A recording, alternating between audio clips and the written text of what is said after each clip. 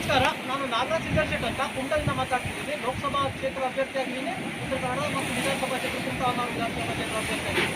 ವಿಷಯ ಏನಂದರೆ, ನಾನು ಮಹಾಭಾರತದಲ್ಲಿ ಬರುವಂಥ ದ್ರೋಣಾಚಾರ್ಯನ ಬಗ್ಗೆ ಮಾತಾಡ್ತಿದ್ದೇನೆ. ಆತ ಗುರು ಆದರೂ ಕೂಡ ಆತ ಮೋಸದಿಂದ ಒಂದು ಬಟ್ಟನ್ನು ತಗೊಳ್ಕೊಳ್ತಾನೆ. ಯಾಕಂದ್ರೆ ಯಾರು ಏಕಲವ್ಯನ ಬಟ್ಟನ್ನು ಕತ್ತರಿಸಿಕೊಳ್ಳುವಂಥದ್ದು, ಆದರೂ ಕೂಡ ಸ್ವಾರ್ಥದಿಂದ ಬಟ್ಟನ್ನು ತಗೊಳ್ತಾನೆ. ಮತ್ತೇನಂದರೆ ಅತಿಯಾದ ವ್ಯಾಮೋಹ ಅವನ ಮಗನ ಮೇಲೆ ಇರ್ತದೆ ಅವನಿಗೆ.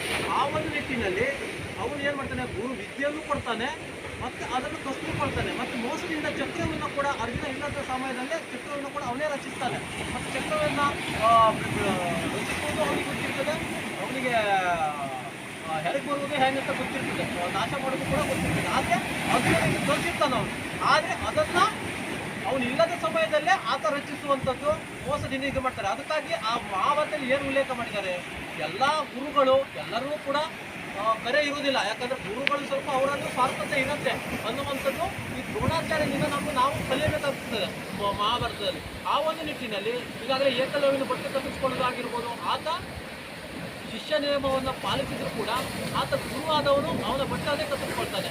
ಮತ್ತು ಅರ್ಜುನನಿಗೆ ಈಗ ಚಕ್ರವು ರಚಿಸೋದು ಅವನಿಗೆ ಗೊತ್ತಿರ್ತದೆ, ಮತ್ತು ನಾಶ ಮಾಡೋದು ಕೂಡ ಅವನಿಗೆ ಗೊತ್ತಿರ್ತದೆ, ಯಾರಿಗೆ ಬರುವಂಥದ್ದು ಕೂಡ ಅದು ಗೊತ್ತಿರ್ತದೆ. ಆದರೆ ಅವನು ಎರಡನ್ನೂ ಕೂಡ ಇದು ಮಾಡ್ತಾನೆ. ಅದಕ್ಕೋಸ್ಕರ ಈಗ ನಾವೇನು ಹೇಳಬೇಕು ಹೊರಟಿದ್ದೀವಿ ಅಂದರೆ, ಏನು ನಾವು ಎಲ್ಲ ಗುರುಗಳು ನಿಯತ್ತಲ್ಲಿ ಕರೆ ಇರ್ತಾರೆ ಅನ್ನೋದು ವಿಷಯ ಸುಳ್ಳು. ಯಾಕಂದರೆ ನಮ್ಮದು ಕೂಡ ಕೆಲವೊಂದು ನಾಲೆಜಿಂದ ನಾವು ಕಲಿಬೇಕಾಗ್ತದೆ.